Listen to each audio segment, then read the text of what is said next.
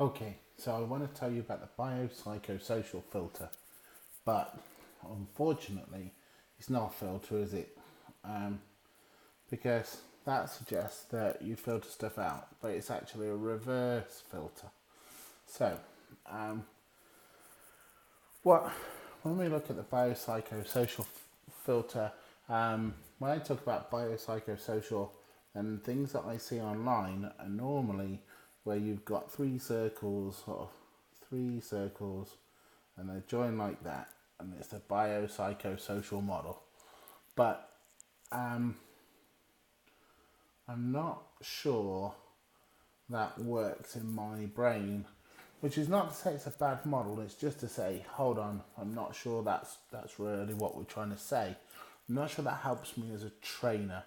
This kind of deflects me from what happens. So what I prefer to say is that what we have is we have sort of the bio at the bottom and the social at the top and the psycho in the middle, and this bit.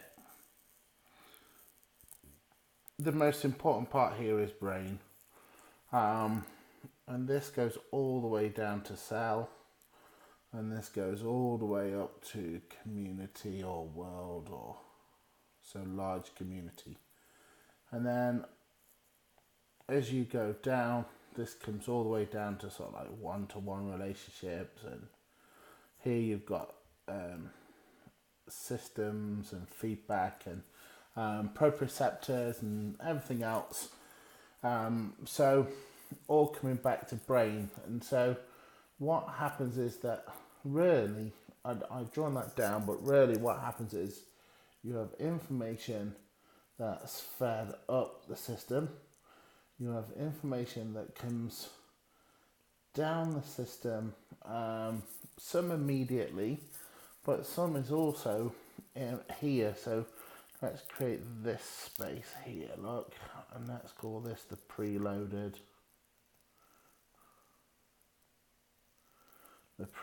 area of the brain. Some of that goes here, and what happens is something happens and you start making decisions. So there's an event. There's an event of some kind, and then what that'll cause is there's possibly some reaction here, possibly some reaction. So I'll give you an example. Someone falls over, a little kid falls over, and the reaction if the little kid falls over in a room on their own, there's no one around, is they dust themselves up and they get up. They don't feel pain or problem or anything like that. But if there's someone around, so if mum's around, or there's a few people around, or it's all toddlers running around, it's in a churchy hall type place, and if the reaction is or try and catch them, or like people ask him if they're all right, maybe that reaction does have some effect on what the person feels through sort of like the social. So there's like a social reaction which can have an influence on the outcome of this event. And so the event could be falling over, touching something hot. If it's pain related, it could be doing something that, like going for a run, or something that's going to cause fatigue or something like that. But there's an event of something that occurs. So a reaction from the above might occur because of the event. So then the experience that's happening, so what's seen and heard and felt, that creates a mixture of sensation and some perception. So you've got the event affects the biology directly, or visually it gives the brain something to work on to predict that they think should happen. So if we say the brain is there, let's put like that's an eye, obviously, an eye and an ear. Let's have a hand. It is a hand. Shut up. It's a hand. So we have that there. So you've got your event, and so that affects the biology. And what happens is you have this. So, and by the way, if you're listening and think I'm wrong, feel free to comment. I'm always up for learning. But here's what happens. But you have a rush up here because of this. You have a rush of sensation. And then that leads to what I can do. So that leads from sensation, that leads to a perception of what that sensation means. And the perception is going to come from the sensation, but it's also going to come from what the social, maybe a little bit of the eyes, and quite a lot of this preloading. So the perception is that sensation means, and then the result of that perception is a feeling or an emotion or both. And so I'm feeling pain, I'm going through the emotion of pain, or I'm feeling happy or exhausted or tired or energized or whatever. That perception happens, and now also clouding all this, and sorry to do that, clouding all that here is also mood.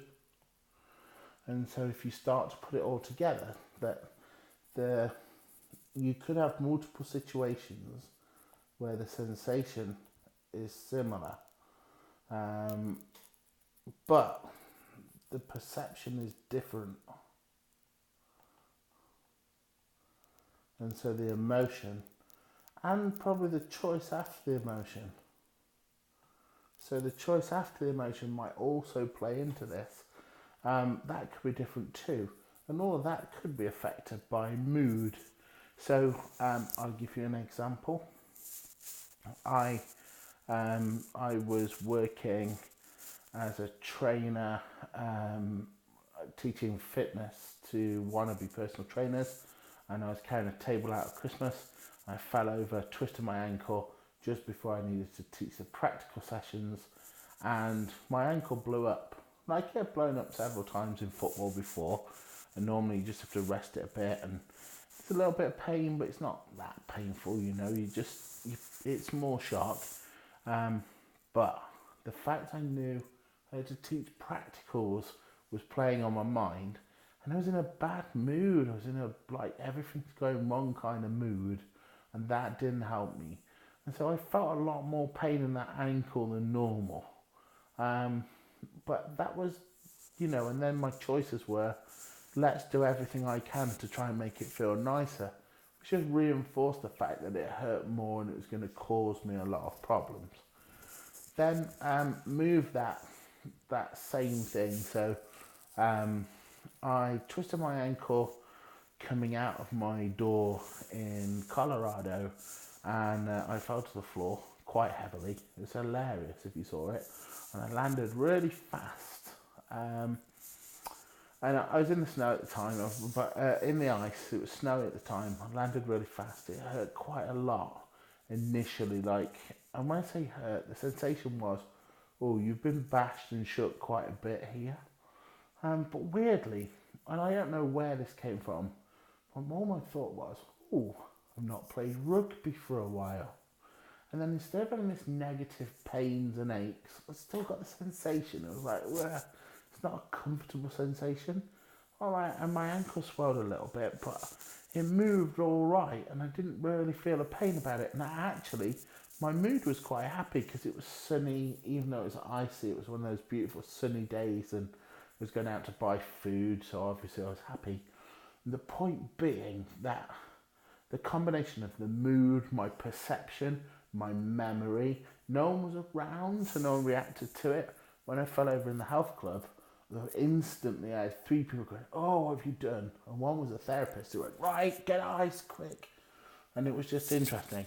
Now, what I'm saying here is there's a hell of a lot going in there There's a lot we don't know. There's a lot that's happened. There's the community thing. There's history and parents and all sorts of things going on. So when people perceive pain, that emotion of pain, there's so much going on. I'm not sure how I as a trainer could pinpoint what it is. So I go back to being safe. So if a client came in and said, I get pain in my back, or just an exercise with you, it hurt my back, or something like that. The first thing I want, number one, is I want to make sure that there's been a medical diagnosis. And so I'm talking like physiotherapist or doctor, or anyone who's qualified to give a medical diagnosis. I like that if there's any kind of pain that I can't explain that's not been signed off. Because I don't know enough about the red flags, so I can't do anything about it. And then after that, I want to be acutely aware, and this is even if there's no pain, I still want to be acutely aware of emotion, because the emotion, the mood, which is long term, and the emotion, which is short term, that's something that I can play with and I can help change. And that's something that obviously has an important role to play in terms of what they're feeling, and so how the brain's responding to what I'm doing. And obviously I want them to feel safe, and I want them to feel happy, and I want them to train as hard as I can get them to train, so that they train sufficiently enough that session. And I don't want them to feel pain or fear or danger. If they feel fear, I want them to go from feeling fear to feeling like invigorated or motivated or proof of how brave they've been. So medical diagnosis, if required, I want to focus on emotion. And then to create emotion, that once I focus on what that is, then I want to talk about environment, and coaching style. I know you're loving this, right? Coaching style, and then it's like everything else. So environment, training tools, and whatever else I can to get to emotion. And then the very last thing I'm interested in really is the exercise and the intensity. And although they're important, they've got to come from the emotion I'm trying to elicit. So this is this biopsychosocial filter. So if I know this is going on and that's what I want to focus on, why do I want to focus on this? And what do I mean about this reverse filter? Well, let me tell you. And while I tell you, let me see if I can do something cool. I don't know I can. It's not looking like I can. Okay, well, tough. So it doesn't lead to that, but that's impressive. So let me show you this. Look, so this is what I'm going to say is that some people say you can only deliver, like simply, the old model was people just did biomechanics. That was all they did. So they just did biomechanics, and so they delivered that, and then the person only got that, and then that was not right, because we need to look at the biopsychosocial model, not biomechanics. And so, and to what I say to that is, obviously I say bullshit, but no, I have to put a swear thing in, there might be swearing in this and all that kind of thing. But what I'm saying is, so biomechanics, people said we delivered biomechanics. So our person here, that means that you've got psycho here and social around them, and you've got coming out of the body, you've got bio. And what they're saying is we use biomechanics, and we shot those biomechanics at just the biomechanical bit, and the old sort of, that's based on the old system of, if you sort out the biology and the psychology will come with you. So that was the old thought, and it didn't really take into consideration the brain. I actually quite liked it. It made my job a lot easier. I could like rub people with pieces of metal and they'd feel better, and then I realised that was wrong. That's made things a lot harder. Unfortunately, that can't happen, because for just biomechanics to happen, that means that you had to have a block, like some kind of wall, because if you've not got a wall, then social's happening. So the social relationship with this person who delivered the biomechanics, that relationship alone, not even think about the social context of the biomechanics. Like, does this person believe that the biomechanics is going to change something? That social interaction's there. Now, the biology bit, obviously, we know the biomechanics is designed to change that, but getting to the psychology and the perception, like, for the psychology, what do they think? What have they got preloaded? Like, maybe I had success with that, because my friend said that if you're more balanced with better posture and doing yoga and stretching, then you'd be a lot fitter and you wouldn't feel pain so much. And my shoulder's always been lopsided anyway, so it's definitely true. So they might be preloaded all the way to say, well, what if there's any change in sensation, any change, then socially, I think that's a positive change. And I can tell you, yeah, I feel it a lot less. Could work the other way around. Oh no, I feel even more now. Or I feel these new things now. You've pointed it out. I think that's when people are bothered about the biomechanics. What about the other part, like the person delivering? Are they going to affect mood? Well, I think they are. I think they are going to affect mood, which is going to affect their response. And are they going to? They're obviously going to affect social, but is their delivery going to change the viewpoint, the psychology of the client too? So, like, maybe that, you know, they're wearing a white coat, they've got a stethoscope, and they've got charts of like bodies around their wall, and they deliver a plan of action, and they tell the client they're going to be all right as long as they do this stuff, and the client responds perfectly. Maybe that's what happens.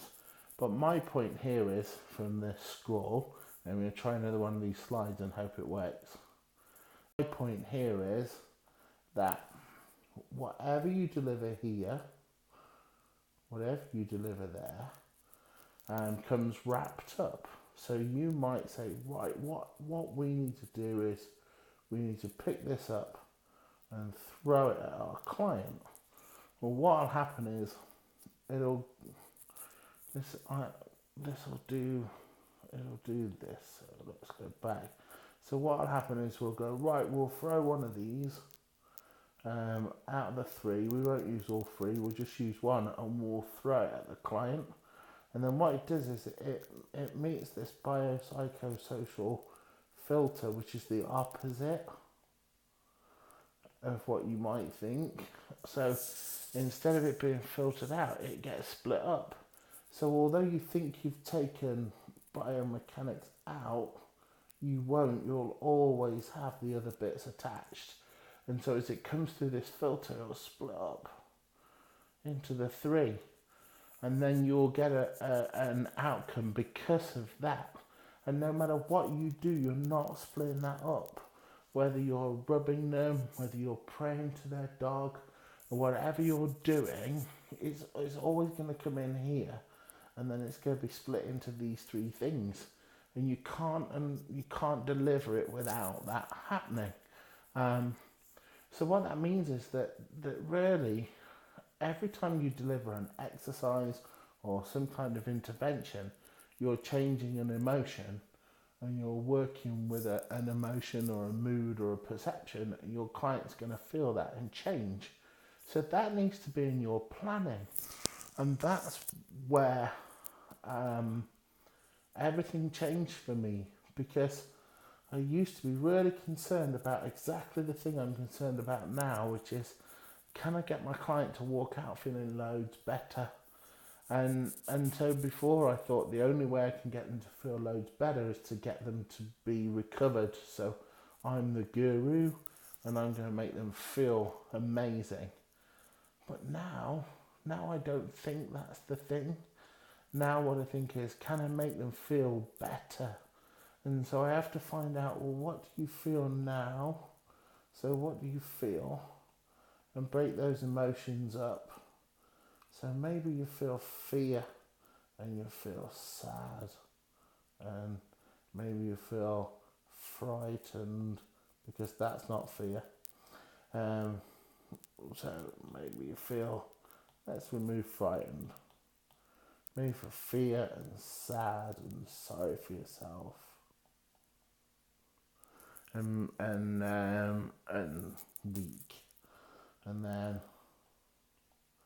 my goal is to move those 4 emotions so you feel brave and happy and proud and strong. And so notice there, what I'm not saying is you feel pain and I'm going to remove it, because I don't know I can do that. But I can do other things so you feel pain, because sensation and mood and perception. And I can change mood and I can change perception and I can a little bit change sensation. And maybe you feel pain because maybe some of that is because of what you've been socially conditioned to believe is true, and I can change some of that too. And maybe I can do all that by building trust and make you braver and happy and proud and strong, or one of those, or any of those. And so my program design, I'm going to try this for the last time, my program design then looks a bit different to other people's, because I might say, right, well, I'm going to have 12 exercises. So I'm going to have my 12 exercises. Maybe I'll just have 8 because it's easier to fit on the page.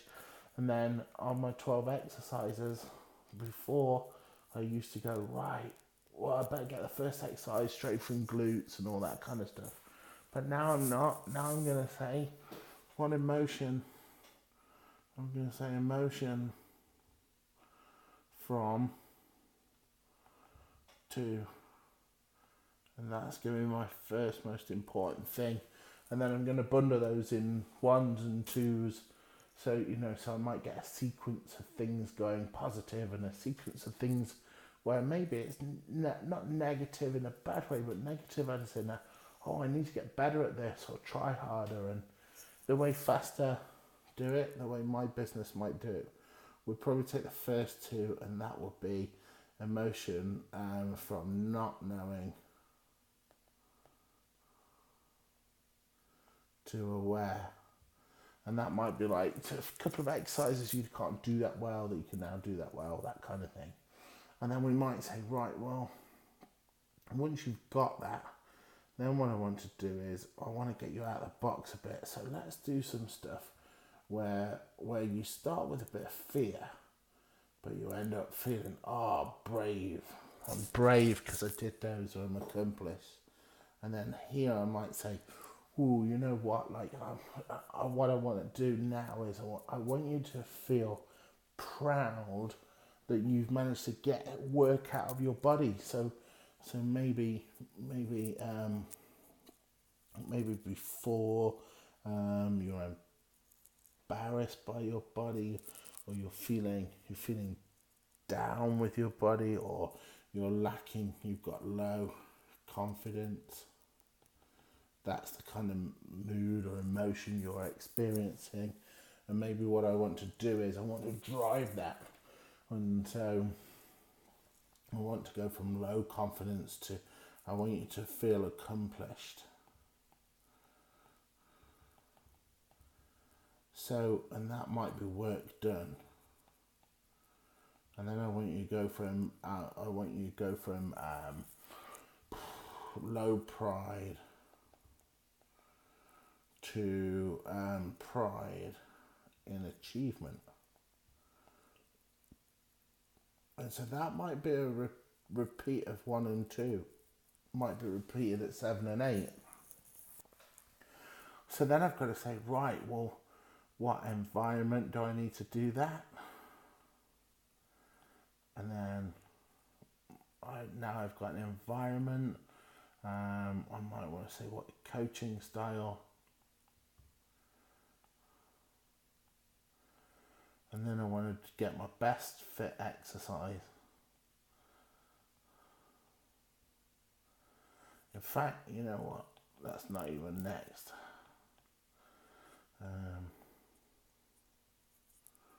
Put it back there.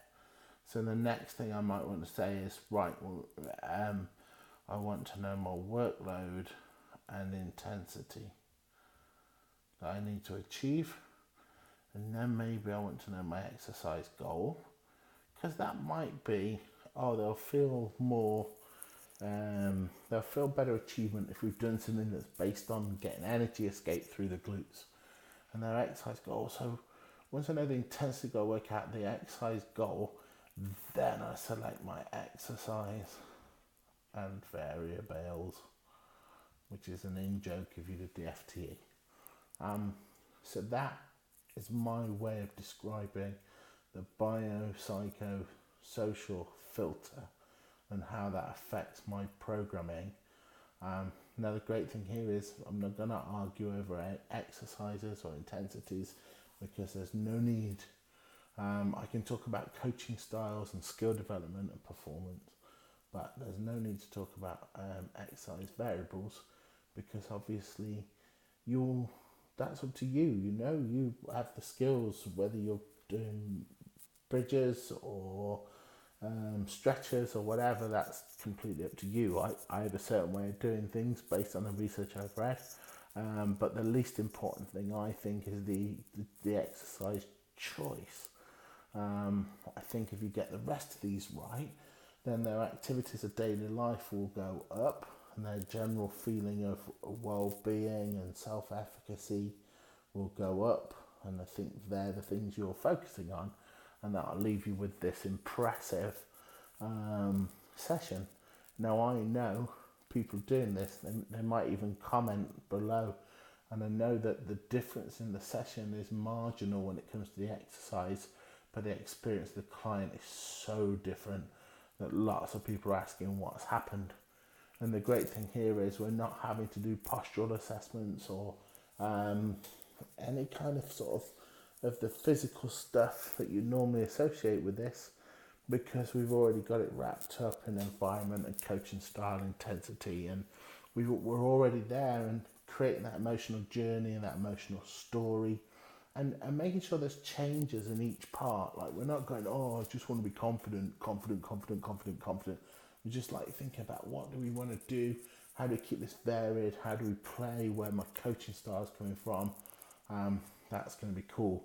Now, as you can imagine, to deliver this, you need a lot of skills, and obviously that's what I'd love you to want to do with my business. Obviously that's my goal. I don't want to give everything away for free, but I want to give you an idea of where I've come from and what we're doing. This is not about the exercise, but your knowledge of exercise delivery is so important, but yet the exercise selection is so unimportant. It's such an interesting way of doing things. Anyway, I hope, 1, all 4 slideshow, and 2, I hope you enjoyed this, and this will be in the middle of an article on my blog too. Okie dokie, thanks for listening.